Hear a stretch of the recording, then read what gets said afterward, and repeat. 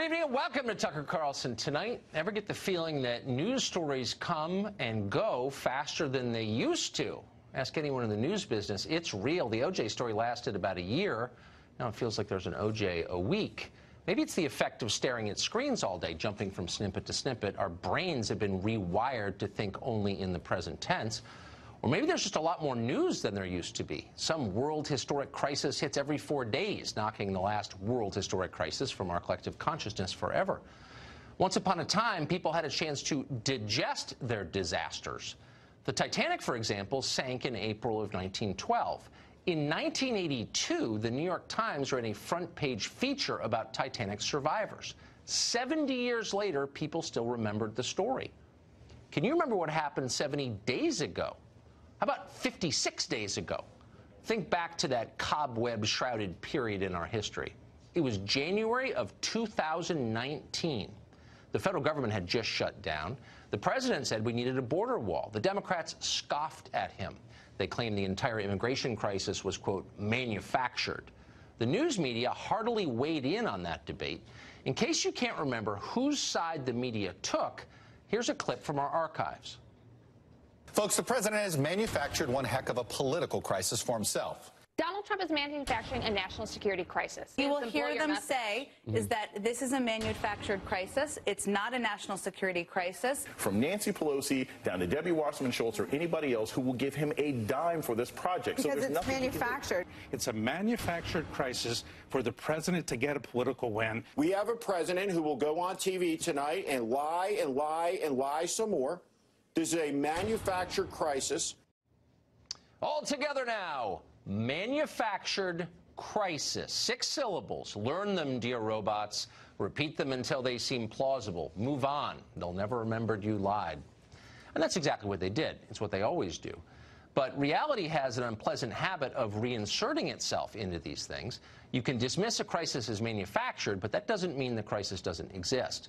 In the last month, 76,000 illegal aliens crossed the U.S.-Mexico border. That's the highest number in more than a decade. That's more than the entire population of San Francisco or Boston or Washington, D.C. every single year, coming by foot over just one of our international borders. That is a crisis, manufactured or not. How are the people in charge responding to this crisis? Well, they're still lying. And not just lying, because that's never enough for them. They're lying and sneering at the same time, all with maximum self-righteousness. They're selling us a steaming load of BS and screaming at us for not believing it. Here's young pioneer Alexandria Ocasio-Cortez letting you know that if you want your border secured, you're a bad American. The good Americans are the ones trying to sneak into America. The president should not be asking for more money to an agency that has systematically violated human rights. The president should be really defending why we are funding such an agency at all. Those women and children trying to come here with nothing but the shirts on their back to create an opportunity and to provide for this nation are acting more in an American tradition than this president is right now. Yeah. They're the real Americans. Well, Ocasio-Cortez expanded on this on Twitter last night. She denounced any Democrat who might be tempted to compromise in any way on immigration. Only open borders are morally acceptable. Quote, where was the concern last week when 26 Democrats voted for a GOP amendment to expand ICE powers rooted in the racist plus false trope that Latino immigrants are more dangerous than U.S.-born citizens? Ocasio-Cortez continued this way, quote, the entire premise of a wall is not based in fact. It's based in a racist plus non-evidence-based trope that immigrants are dangerous. Yet some Dems are willing to compromise and spend billions on a trope because we've accepted some kind of racism as realpolitik in America, end quote.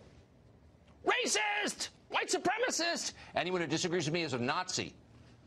How tired are you of screeching like this? How boring has it become? Well, not to Alexandria Ocasio-Cortez. She thinks it's fresh and cutting edge. She thinks she's the future. In fact, she's completely out of touch. She has no idea what America is like. Her tiny little world of fair trade coffee shops is thriving. She thinks everyone lives like her. That's how closed her mind is. She is the oldest 29-year-old in history. For millions of other people, the country they grew up in is crumbling. Bad immigration policy is not the only reason for that, but it's a major reason for it. Every year in America, drug overdoses kill more Americans than the entire Vietnam War. Now, one of the main causes of that is fentanyl, much of which is smuggled across the Mexican border. In all of fiscal year 2013, the Fed seized a total of 2 pounds of fentanyl. That's enough to kill 450,000 people. In 2018, last year, Customs seized 1,747 pounds of fentanyl. That is almost 900 times as much. It's enough to kill 396 million people. That's more people than live in the United States and Canada combined. Now, if that bothers you, are you a racist? Ocasio-Cortez and the rest of the morons say, yes, you are.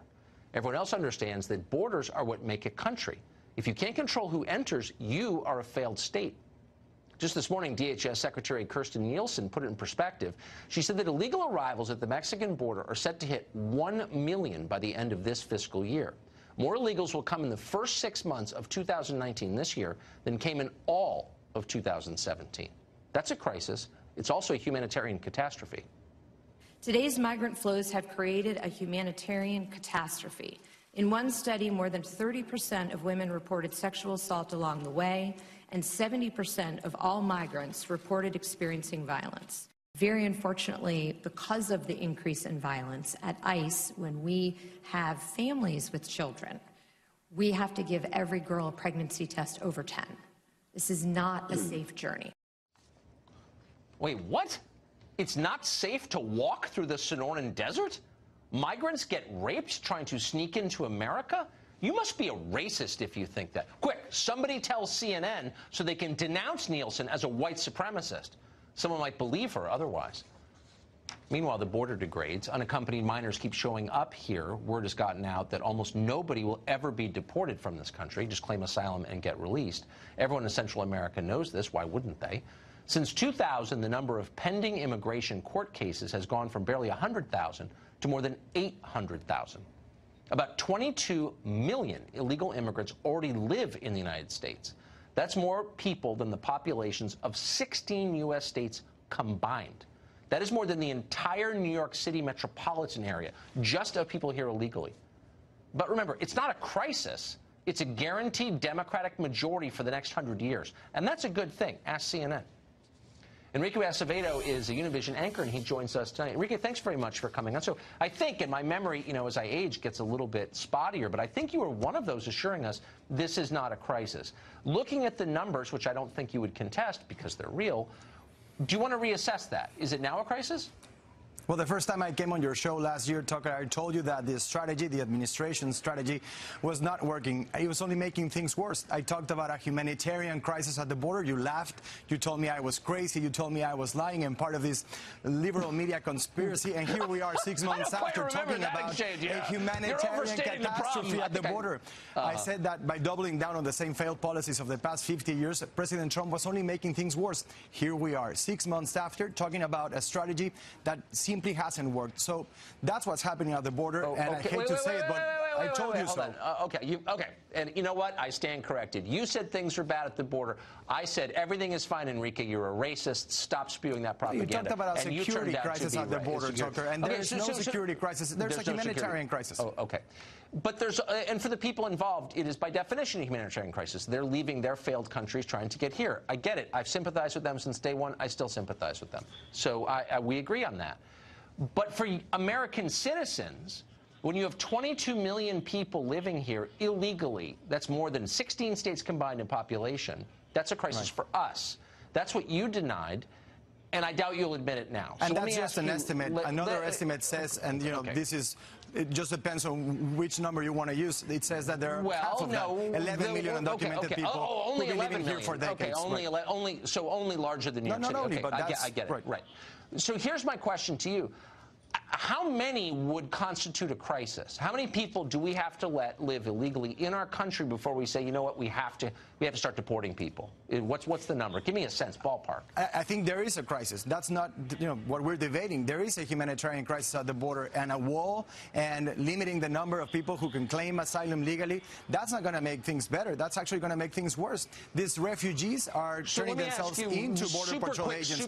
They're not running away from Border Patrol agents. You can ask them at the border. Because they know that the system is a scam, and that's why we have 800,000 pending immigration cases. You're telling me that children, right. 7, 8-year-old children and their mothers know that the system is it's working in their favor? They know how the legal system works here in the U.S.? That's what I'm saying. That's exactly what I'm saying, and you know that that's true. But let me ask you... And that's the reason why they're coming, right? Let me right? ask you, not because they're because their being victims of violence and extreme poverty, I've never doubted that. even climate change.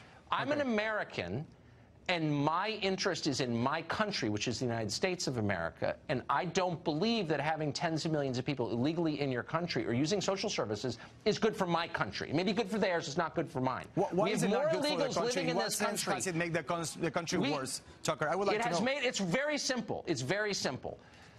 When people who are poor come to a country that's getting poorer, right. That country doesn't get richer. And I don't have to guess about that because I've lived here the whole time. The Rockefellers were very poor when they came to this country. And now they're one of the most celebrated dynasties in the history of the U.S. Right. That was about 150 years ago. I'm saying right now, the country that we're living in, California, and that's where the racism argument comes into play. But maybe the problem is that these immigrants are coming from Latin America and that we keep conflating immigration with crime, with terrorism, with economic hardship. What I'm saying is, every time in your show when we talk about immigration, you have images of dangerous gangs. I'm sure this is happening now as we speak. I'm a racist for wanting to control who comes into my country. The overwhelming majority of our immigration comes from conflating immigration with crime and terrorism and economic hardship, Tucker. That's not the reality. I'm not conflating anything. Every time we talk about immigration on your show, there's a negative connotation to this discussion. There are even negative images illustrating immigrants, like dangerous gangs and that kind of thing. Does it take, I'm trying not to use a vulgarity on the air, it takes a lot of chutzpah, doesn't it, to come into someone's country without permission, illegally, break their laws, use their social services, and then whip around and call them racist, which is the game. That kind of takes a lot of guts, doesn't it? Well, if you put it like that, but I don't think that's what's happening with them. You're doing that to me right now. I'm a racist. I'm not using any social services. I'm actually paying hundreds of thousands of dollars in taxes, and I don't use any social services because as an immigrant I can't until I become a citizen. You know that, right? Even as a permanent resident, a legal resident. You know, it's been a very generous country for a long time, and this kind of abuse makes Americans more cynical and less generous. And so if you want immigration to continue to enrich this country, you've got to get it under control and let Americans decide who comes and who doesn't. That's it. That's simple. And stop calling them racist because it's very tiresome. It's dumb. Again, the racism comes from conflated immigration with crime, with terrorism and economic hardship. You're calling Americans racist because they don't like being invaded. I get it. Enrique, thank you very much. Thank you. We'll have more on the borders to head. Buck Sexton was just there at the border. Is it a crisis? He would know. We'll talk to him after the break. Well, for months, when it was politically useful to them, all the people on TV told you there was no crisis at the border. The very idea was absurd, and you were a moron for thinking it. Well, now it turns out they were just reciting DNC talking points, which is what they do every single day. So what is actually going on at the border? Buck Sexton was there just a short time ago. He's a former CIA analyst, now with The Hill, and he joins us tonight. Buck, I'm starting to suspect that everything I'm hearing about immigration from the other side is a lie, that there's no good faith at all, that all of it is propaganda. Is that fair? It's a long series of lies. Walls don't work. We finally figured out, I think, as a country, that's not true. There's no crisis at the border. That's not true. The caravans will never make it to the border. That's not true. Lie after lie after lie that the media has told. But now that we have new data, it's impossible for them to continue to pretend it's not a crisis. So they say it's only a humanitarian crisis. It's actually multiple crises. There is a humanitarian component, no question about it, but that also ties into the national security component because now the cartels make sure that when there's a large group that surrenders at the border in one area, guess what? They run the drugs in a sector that they now know has all the Border Patrol agents tied down. So it directly ties into fentanyl. Methamphetamine, by the way, DEA says maybe at the highest usage ever right now in this country. People even talk about meth usage because the opioid crisis is so bad. And by the way, the numbers that that's coming from Mexico. And being made in high-end laboratories in Mexico, laboratories that you would expect for a Pfizer or a big pharma company. They're churning them out. And the big problem here, Tucker, is that it's going to get worse because the laws that we have are such that the people now who show up at the border who have a child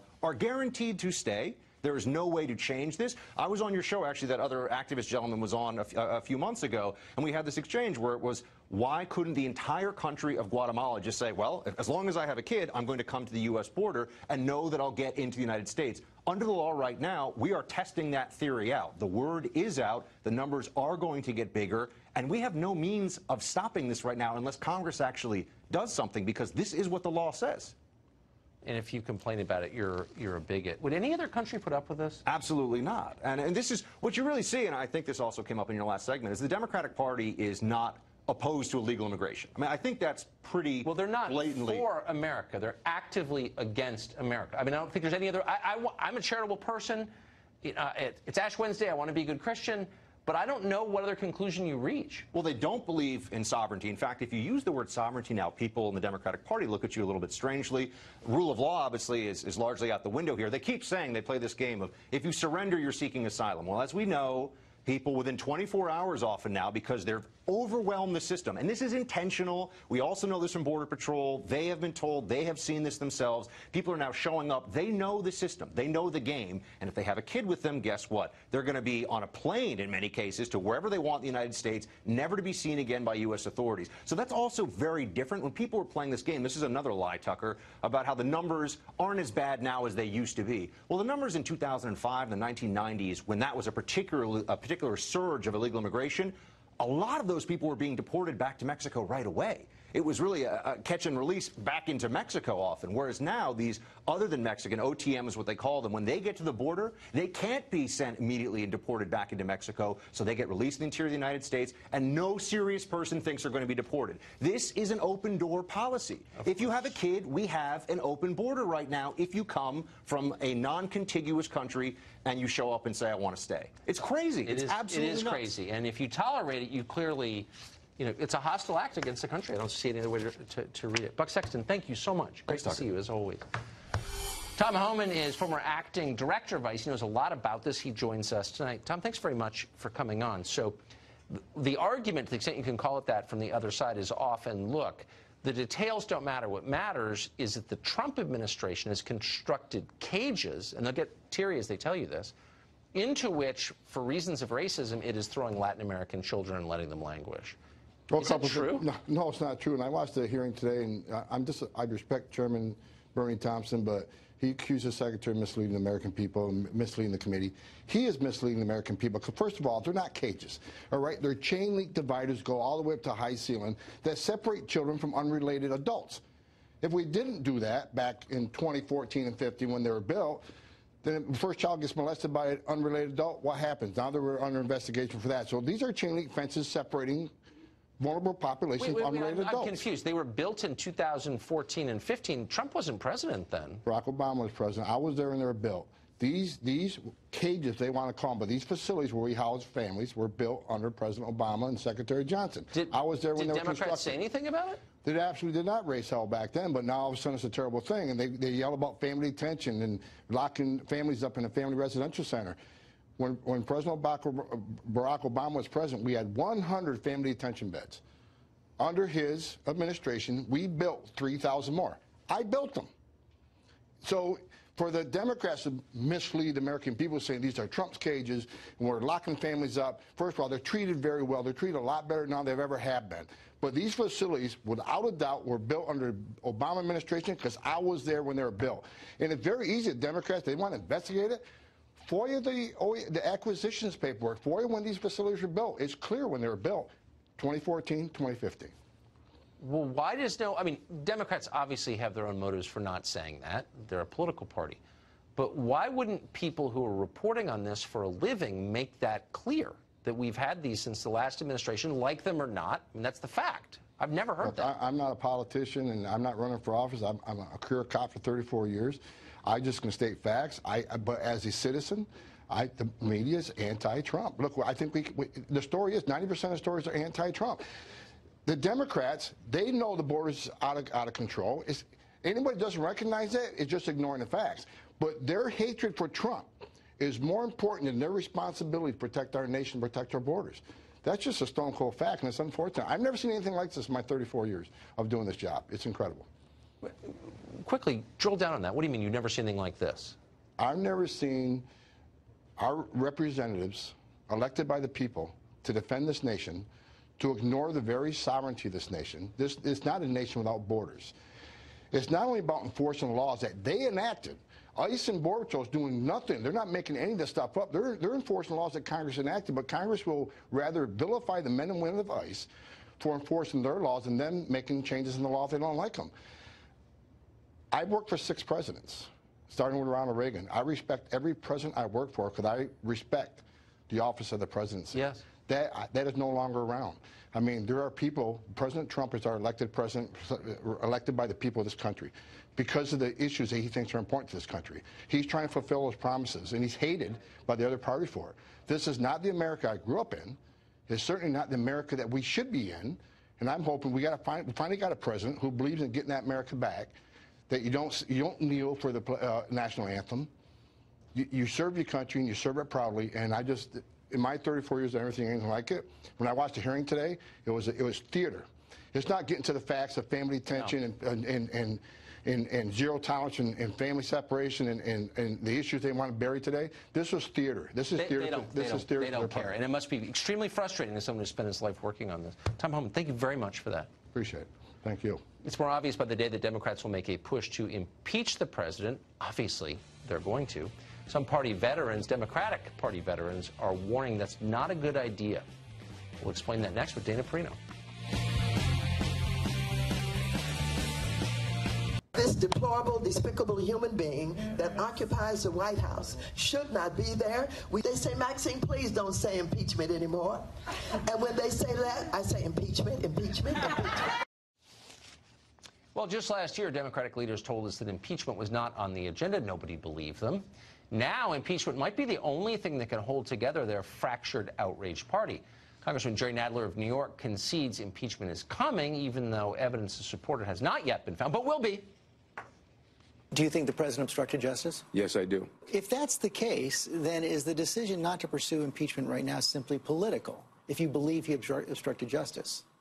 No, we have to do the investigations and get all this. We do not now have the evidence all sorted out and everything to do an impeachment. Before you impeach somebody, you have to persuade the American public that it ought to happen.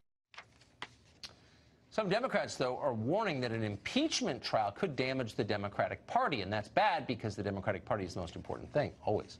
David Axelrod warned on Twitter that a recent wave of more than 80 Democratic subpoenas, quote, too easily plays into the witch hunt meme. Longtime Clinton family aide Greg Hale tweeted this, quote, please don't do it. Please, don't impeach him. It won't help us win in 2020. He deserves it. I believe that. But what's the best long-term play for the country? Question mark. Dana Perino hosts the Daily Briefing, of course, one of our favorite people in the building. She joins us tonight. So, double question. Okay. Will the president be impeached by Democrats? And will, if that happens, that trial hurt the Democratic Party? Well, I think if they do it, of course, yes, I think they all know that it's going to hurt the Democratic Party. That's why you see people like David Axelrod and Greg Hale, and there's others saying, right, whoa, whoa, whoa, like, they got to tap the brakes. But I think what's happening now, Tucker, there's 3 types of Democrats. First, you have people like Chairman Nadler. He is in a very safe district. He's an old bull of the Congress. He's been chomping at the bit to have the gavel back. And he pays no political price in his district, right, because he's going to win again. And also, he has a way to keep the base happy. Then you've got a second group, which are the freshmen.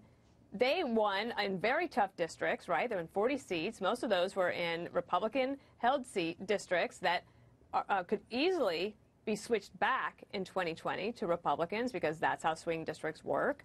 And they don't want to talk about this. They want to show that they can govern on important issues like infrastructure, health care, et cetera. And the third group are your presidential candidates. And they have to keep the base happy enough, talking impeachment, but they also have to look long-term to a general election where impeachment doesn't work.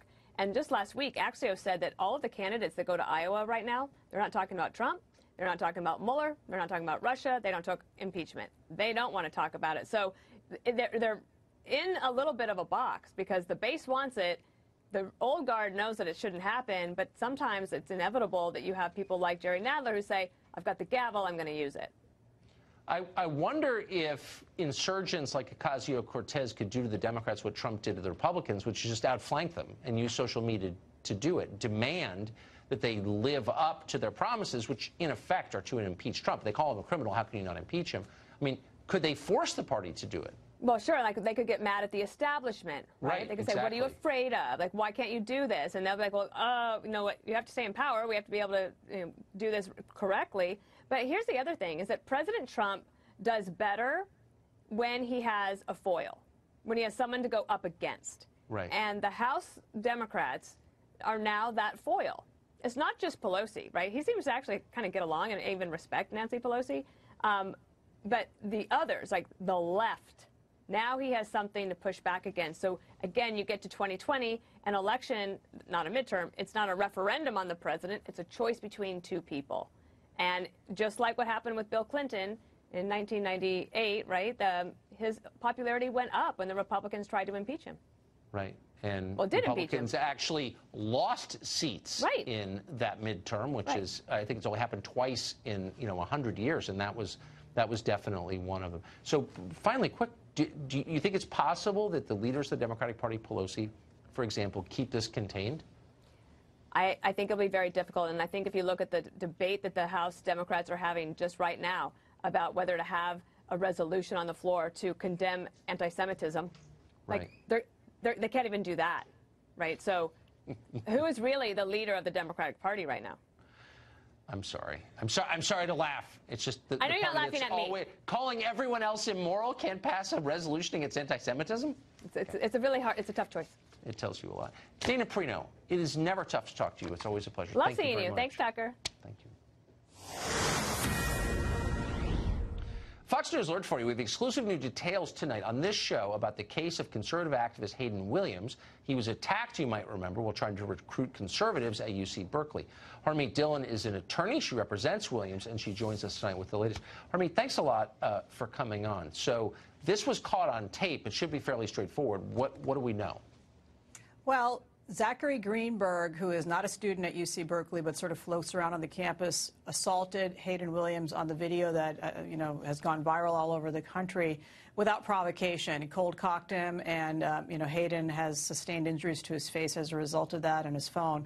So after about 10 days, the police did arrest Mr. Greenberg, and he was arraigned in court today on 3 felony charges of assault, battery, violent threats, and then also a destruction of the phone as a misdemeanor, and he pled not guilty. So that's what happened in court today. There'll be an upcoming court date in about a month for a preliminary hearing, and it'll be interesting to see what his defense is, because it is very clearly him on the video, so he must have something else in mind in terms of his defense. But he has a private attorney, not a public defender. And I've done some digging, and I've learned a few other interesting facts about Mr. Greenberg and his history with the court system. So give us a flavor of what those might be.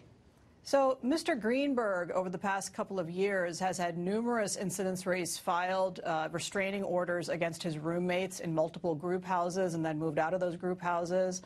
His roommates have put in evidence that has been more believable and believed by the court that none of those incidents happened. He's also had a restraining order filed against him by a former roommate, which was granted by a court. And as a result of that restraining order, he had to turn in his guns to the authorities. He has filed several lawsuits against landlords for charges that were later dismissed by the court and found not to be valid. And he has filed small claims against roommates, again, found not to be sustained for the most part. And so, like almost a dozen lawsuits that I've uncovered that this man is involved in. And interestingly, Tucker, this is a tactic actually that I've seen used in another case involving a Berkeley violent activist. So you've had Yvette Falarka on your show.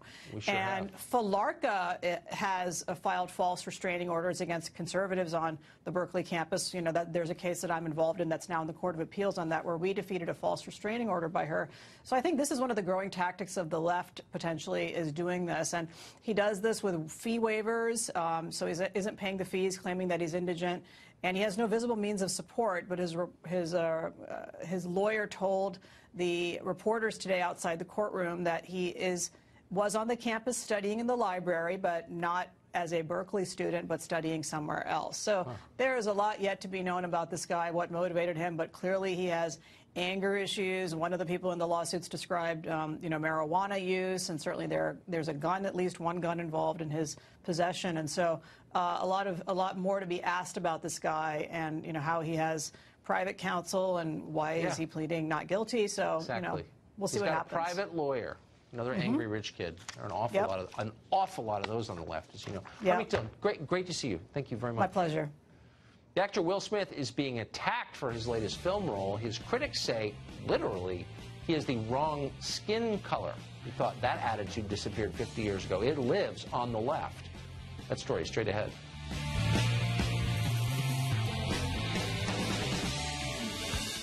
You may have learned in school that the hallmark of an authoritarian regime is banning books. Remember when all the librarians, mostly liberal, would have banned book week? These are all the books the bad guys don't want you to read. Here they are. And they had a point. The Inquisition burned books. So did the Nazis. Corrupt regimes everywhere fear the free exchange of ideas, and they won't tolerate it if they don't have to. The best sign of America's strength is that we are, and we have always been, different. We don't fear and suppress other people's ideas, even if they are offensive or unpopular. We combat them with better ideas. That's how we've always been. But that is changing fast. Increasingly, the norm in America is that some people shouldn't be allowed to speak, and some views are not allowed. Judge Amy Jackson, who is an actual judge, is now threatening Roger Stone with prison time because he wrote a new introduction to his book that says unflattering things about Robert Mueller. That is now a crime, according to Judge Amy Jackson. Amazon, which completely and utterly dominates the book sales market around the world, just banned a book by British activist Tommy Robinson because the book is critical of Islam. By the way, books criticizing Christianity are still in abundant supply on Amazon. But Amazon didn't just refuse to sell Robinson's book. They banned users from selling used copies of it secondhand. Amazon's crackdown is part of a much wider effort. Facebook shut down Tommy Robinson's page. YouTube banned him. People vastly richer and more powerful than you, richer and more powerful than any of us, want you to know that whatever Robinson is saying is evil and wrong. And maybe it is. I don't even know what he's saying. It doesn't matter. They don't want you to read or decide for yourself. That's the point. The old left, the legitimate left, the left that had integrity, would have been horrified by this. Now they don't care. They're in favor of it. The Washington Post, which is owned by Jeff Bezos, it's his vanity site, his unregistered lobbying arm, has not even covered the Robinson book ban. They're part of the censorship class themselves. Democracy dies in darkness. They're imposing darkness. That's what book banning is. Well, there's nothing more popular on the left than calling other people racist, but sometimes that's hard. How do you accuse someone of being racist against his own race? Well, you accuse them of colorism instead. We're not making that up. Actor Will Smith was just cast in the movie King Richard as Richard Williams, father of tennis legends Venus and Serena Williams. But social media critics are melting down. They claim that Will Smith is too light-skinned for that role. Danielle Greenbaum is senior contributor at The Federalist and a columnist at The Spectator USA, and she joins us tonight. So, Danielle, this argument that people's moral value can be discerned by the color of their skin, wasn't that the core argument of the segregationists in the American South?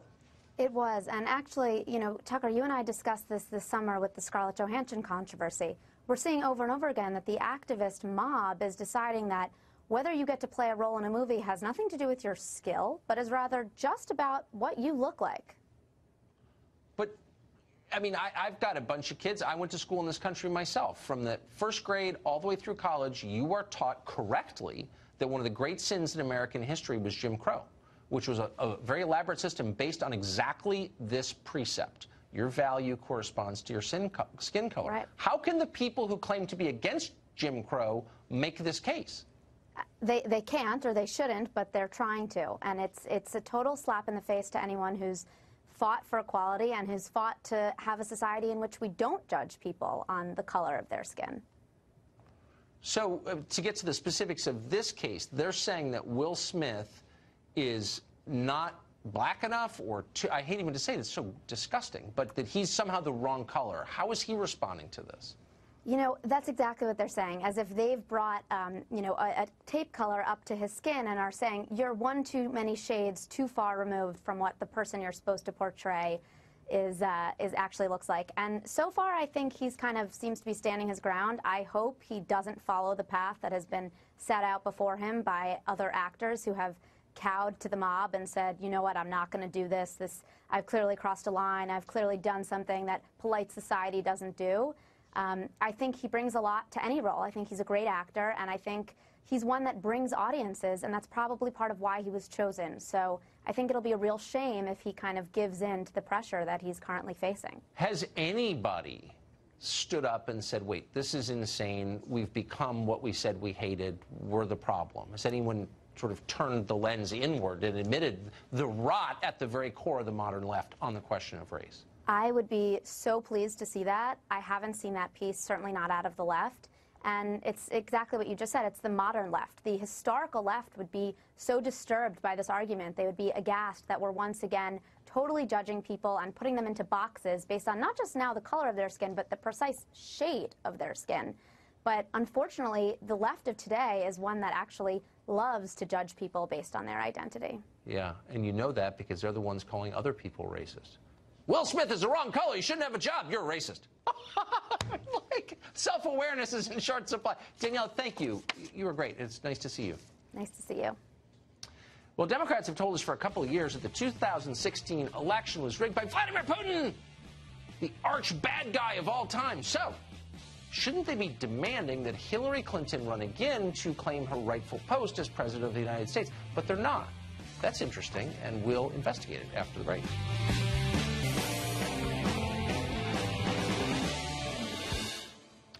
So, as we've told you a couple of times in the show, Michael Cohen the other day basically shut down the entire Russia investigation definitively by saying under oath that no, there was no collusion. And by the way, he would know. It doesn't matter. It is still an article of faith on the left that the last presidential election was rigged by that dastardly Vladimir Putin and his secret Facebook agents, some of them from Macedonia. Anna Navarro, who works at a bunch of different networks, amazingly, repeated that claim just yesterday. Trump campaign and the Trump world they are experts at pre-gaming and at spinning. And yes, remember when they talked about everything being rigged? Turns out they were right. Everything was rigged. It was rigged for them.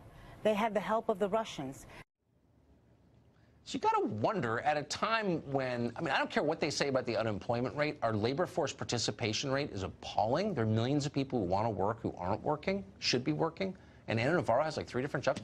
How do we wind up with a country like that? Anyway, but she's not alone. There are lots of other people, too. Democratic lawmakers and media adjuncts, their water carriers, often tell you the last presidential election was stolen. The Russians exploited a massive backdoor into the foundation of our democracy. The work by Russian agents to try to destabilize American democracy. It's everything you need to know about the threat to our democracy. Responding to Russia's assault on our democracy should be a bipartisan issue. There is no question that Russia attacked us. Or attacks, ladies and gentlemen, on our Constitution. Attack on the integrity of our elections. An attack on our democracy. The first time we've had an adversary attack us that we have not responded. So Don Lemon said it. They stole it from Hillary. The Russians did, and Hillary certainly thinks that. She should be president right now, according to them. So if that's true, why does nobody seem especially eager for Hillary to run for president again? People seem to sigh a deep, deep sigh of relief on Monday when she said she isn't running again in 2020, when her aides walked that back a day later and said she could still run. Nobody was excited. Even on the left, Clinton's continued presence triggers groans more than applause. But why is that?